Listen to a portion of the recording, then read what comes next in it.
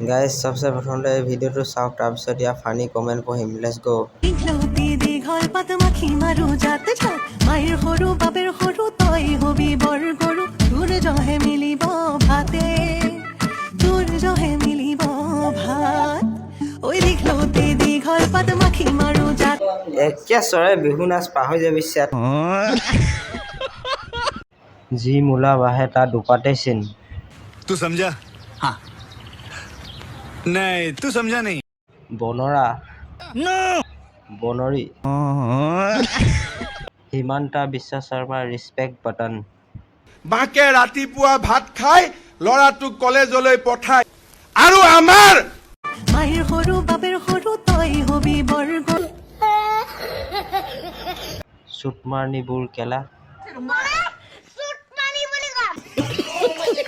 গাইছ আৰু এনেকুৱা ভিডিঅ' লাগে যদি ফ'ল' কৰক